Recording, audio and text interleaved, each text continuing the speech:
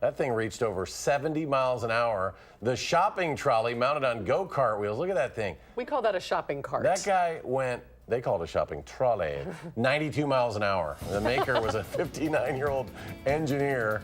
Fastest of all, the Shed, over 100 miles an hour. News 3.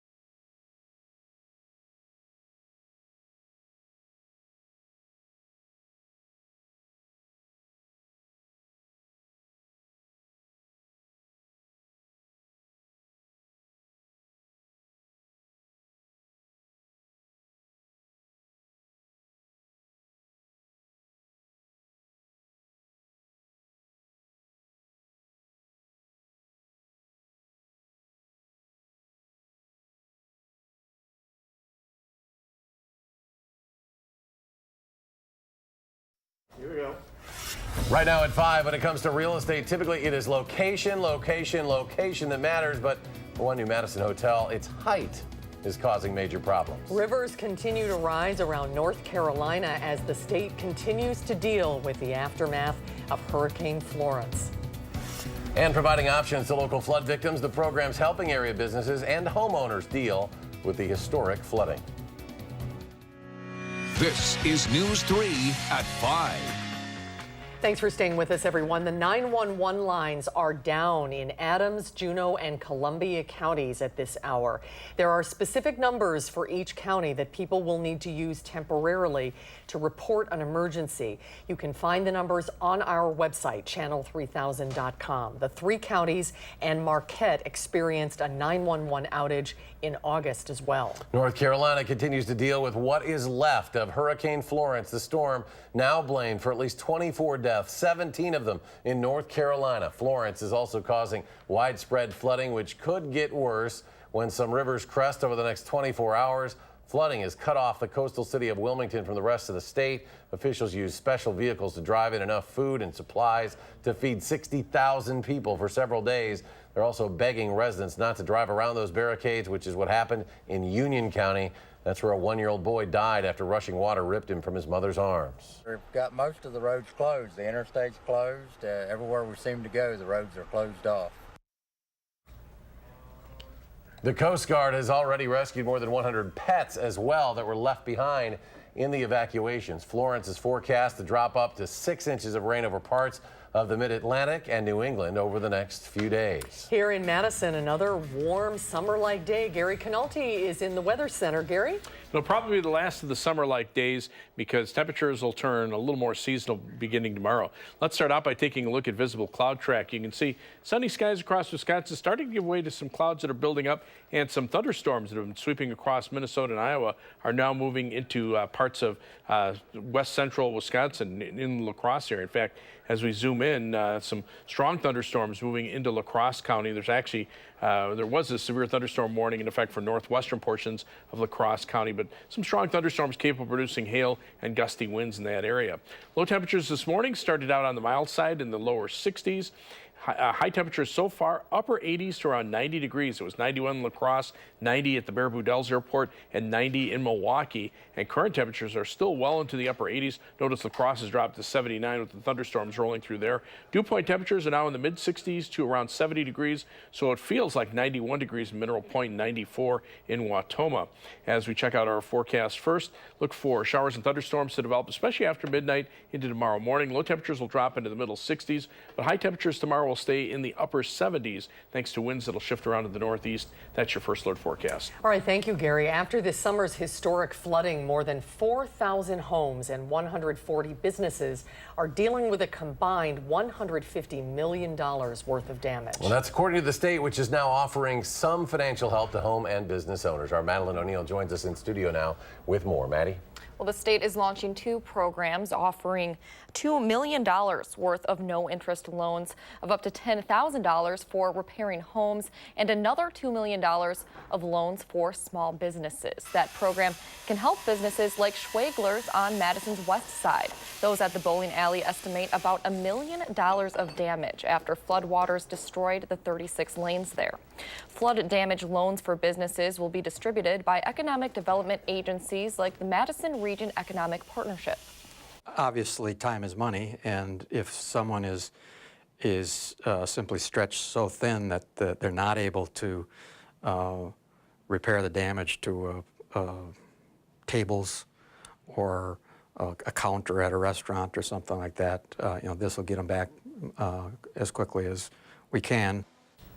The agency expects to be able to start making the loans within a week now. They will be for up to $15,000 and no interest with a 2-year repayment period. After conducting a survey, the Madison Regional Economic Partnership says most of the flood-damaged businesses will be from the Madison, Middleton, and Sauk County area. Homeowners interested in loans can call 1-800-562-5546. We'll also have that number on our website. All right, Maddie, thank you very much. Thank you, Maddie. With less than 2 months to go now until the November election, there are questions about how secure Wisconsin's elections are. Our Rose Schmidt is here to tell us about the measures that are already in place and what could be changed in the future. Rose? Susan, this week, the Wisconsin Center for Investigative Journalism published a report discussing ways hackers could attack elections in our state. That includes things like putting malware in voting machines or compromising email addresses. The state's Elections Commission says it's always fighting off hackers and looking for ways to improve. 9 million times a year. That's the number of times Wisconsin's system that keeps track of elections gets scanned. We are prepared. But the state's Elections Commission has been on top of it. Questions about security were raised last year after the Department of Homeland Security told 21 states, including Wisconsin, that they were targeted by Russian operatives.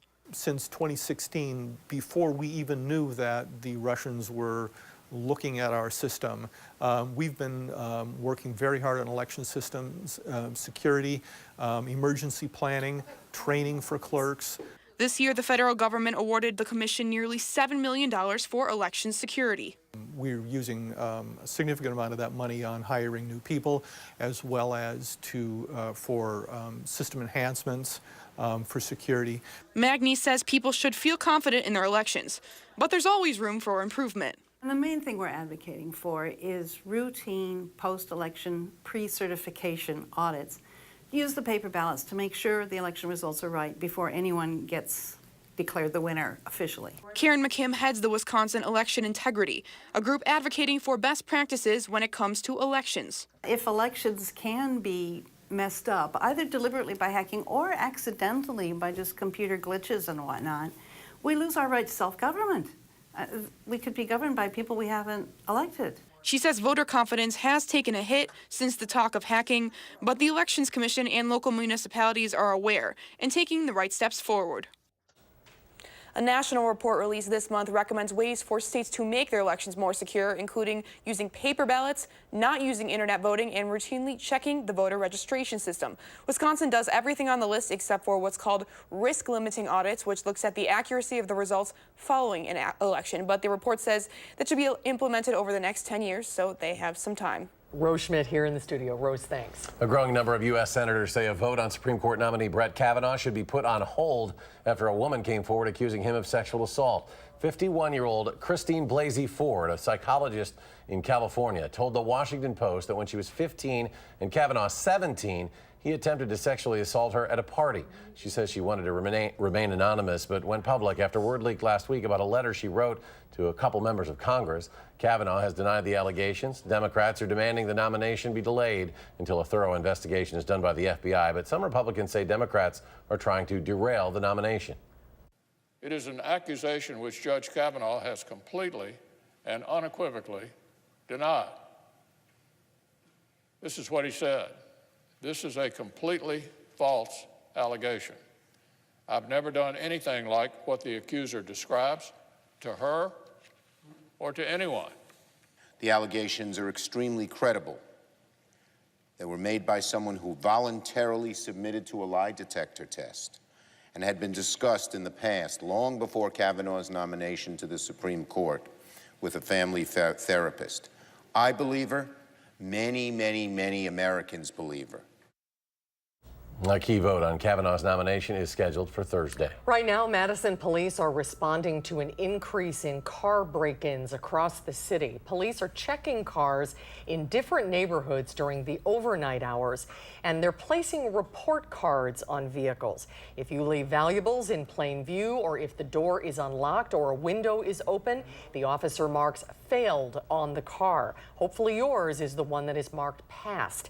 Police say this is nothing more than educational, so to help you can help them reduce crime in our community. State Street is prime real estate when it comes to Madison, but some downtown height restrictions are limiting a proposed hotel. Our Amanda Quintana is live on State Street to tell us more about plans for a hotel that are facing a few hurdles. Amanda? Yes, well, the developers that want to create this hotel here on State Street are scheduled to be in front of the Plan Commission, making their case in about 30 minutes. Now, although that project does not technically follow the zoning rules here, a lot of people want to see it built. A $43 million hotel with 130 rooms, a restaurant, bar, and rooftop terrace could soon sit right here on State Street, filled with all things Madison. The candle maker that's making incredible candles in her garage, or the guy that makes leather goods that we could use in the hotel and expose tourists to those incredible offerings that the city has to offer. What's standing in front of the project? 7 to 19 feet of space. When people look at the amount of height that we're asking for, sometimes they're surprised at how little it is relative to the context of what's around it. The hotel developers want to remove 2 buildings here, redevelop 2 more, creating 4 stories on the State Street side and 9 stories, including a rooftop terrace, on the Dayton and Carroll side. That's where they'd be going over the zoning height limit. The way the zoning ordinance is written, it has a very specific set of criteria that one must meet in order to be awarded the extra building height that we're asking for. And some of those criteria I would characterize as fairly subjective. So it makes sense that not everyone agrees on if this hotel should be allowed. The Urban Design and Landmarks Commission say yes, it's not setting a precedent and won't affect the area's historic character and integrity. Now tonight, the Planning Commission will make their assessment before the idea goes to the council. Ahead of the meeting, planning staff recommending against it because it doesn't meet those height limit rules. But with that issue, developers can't budge. If we had a business plan that could fit into a slightly smaller box, we would put it in a smaller box. We wouldn't wait around for 2 years trying to get it done. Still, they're hopeful the council will see the hotel as a great addition to Madison's downtown. Now, these commissions are all making recommendations. That doesn't necessarily mean that the council has to follow them. I also spoke to the alder of the area, Mike Verveer. He says he supports the project and he will definitely be at that meeting tonight testifying in support of it. Amanda Quintana reporting live on State Street. Amanda, thanks. Warby Parker is opening its first Madison location this year. The store will go in the former Jamba Juice site on State Street. Warby Parker, known for helping to address the lack of access to glasses. For each pair sold, a pair is donated. The company also has a special try-on program at home. A little boy from Racine hopes his name will end up in the Guinness Book of World Records. Earlier this summer, Brody Irvin landed his first backflip on his bike. He was 6 at the time.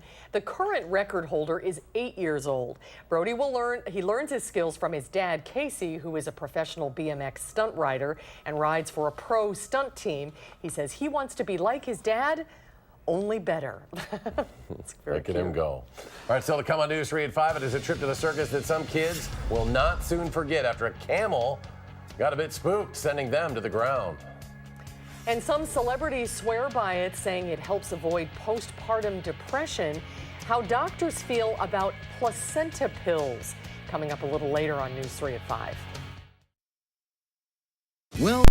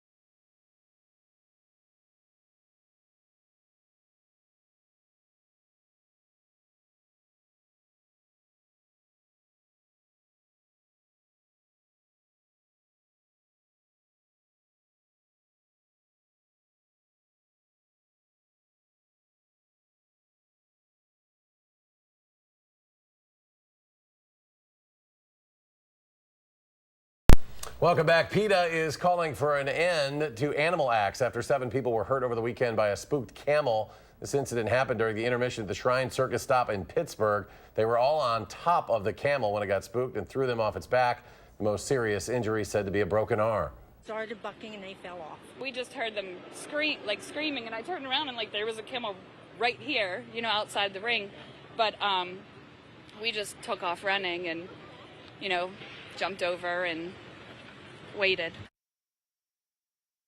Now, one witness says an object was thrown at the camel. A veterinarian checked on it, said it's fine. The circus chairman said this was the first incident in 69 years, but they are ready to handle it and move forward. Amazon is under fire for a scandal that involves its product reviews. The Wall Street Journal reports that some employees offered to delete negative postings for payment.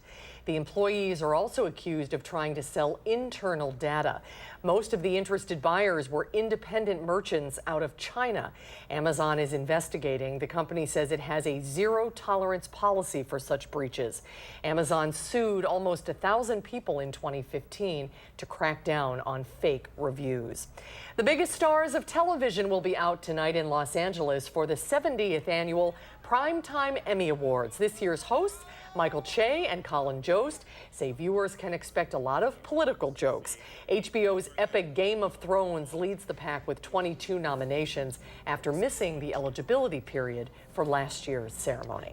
All right, summer still hanging around. We were at, 90 degrees is what Dana said, or 91 degrees in Janesville last hour. Gary Canalte's out there in long sleeves dealing with the heat, Gary. Well, hopefully this is the last day that I have to do that. We are looking at temperatures that'll be closer to 80 for tomorrow, and then probably in the lower 70s by the time we get to Wednesday. Let's start out by taking a look at high-resolution Doppler radar. Some strong thunderstorms just to the north of La Crosse. There was a severe thunderstorm warning on that cluster of storms last hour, but the storms are moving just north and northeast of La Crosse to north of Toma, so that should take them just north of our viewing area. But as we widen out the view, there are more thunderstorms extending down into parts of Iowa, and in fact, you can see a few scattered thunderstorms into northeastern Iowa and then some storms behind it. If we take a look at future Doppler track over the next 3 hours, this first batch of storms is expected to diminish as it pushes eastward. There's warm air aloft that will prevent the storms from developing farther, but we'll probably see more storms develop later on tonight, especially after midnight. Storm Prediction Center does have a marginal risk of severe thunderstorms, mainly north and west of Richland Center and Wisconsin Dells, mainly for gusty winds and hail and the stronger thunderstorms. Live view from the Queen Bee Radio Skycam in Platteville. You can see sunny skies there, just a few fair weather cumulus clouds starting to build up a little bit in the distance. The WISC Skycam looking off toward the east shows mainly clear skies.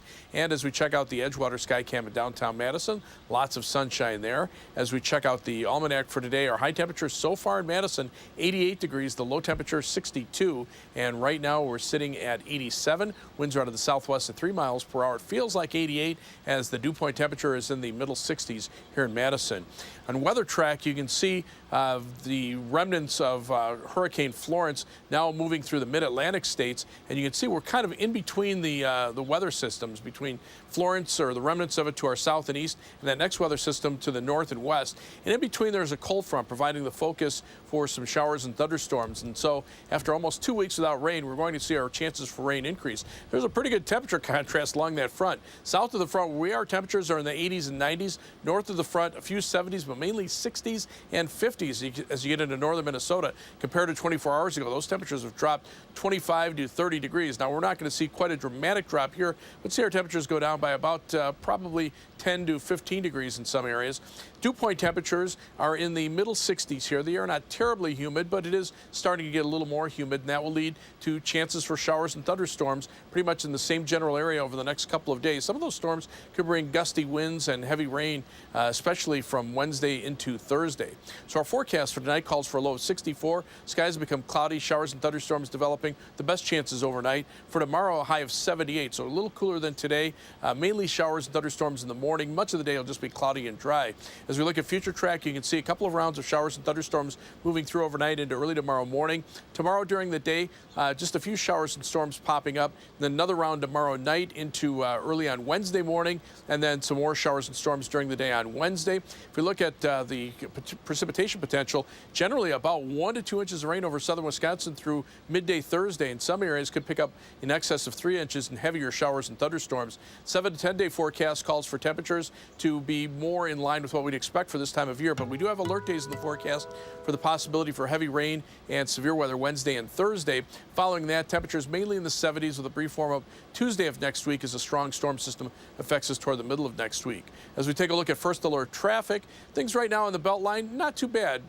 That's the traffic camera view at Park Street and the Beltline. Traffic moving pretty steadily. There are some delays a little bit in the westbound direction, not too much in the eastbound direction on the southern part of the Beltline. Also some delays heading northbound out in US 12 out of Middleton. Right now, 19 minutes from University Avenue to the interstate, 16 minutes back in the westbound direction. And if you're heading out of Madison, just shy of a half hour down to Janesville on I-3990 from the Beltline, 19 minutes out to Sauk City on Highway 12, and 17 minutes to Sun Prairie on US 151. That's your first alert traffic. We should savor these days. Yeah. We're not going to get many more right. of them.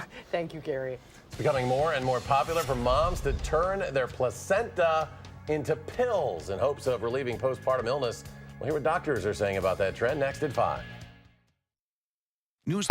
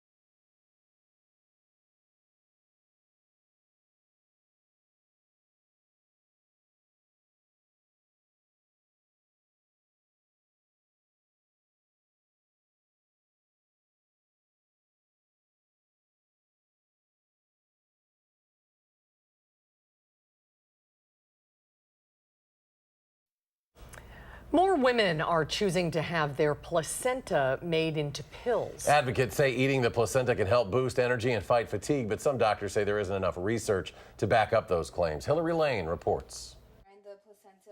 Jennifer Mayer is a doula and placenta specialist. She's been creating pills made from the placenta for 8 years. She made them after the birth of her first baby and plans to do it with her second. The days that I forgot to take it, I was just way more tired. The afternoons seemed much longer. And the days that I did take it, it felt like the days just went smoother. Mayer says clients report having more energy, fewer mood swings, and better breast milk production. After having a baby, it can be a really challenging time. Your reserves are depleted, so anything that can help replenish and restore. The process to encapsulate the placenta is not FDA regulated.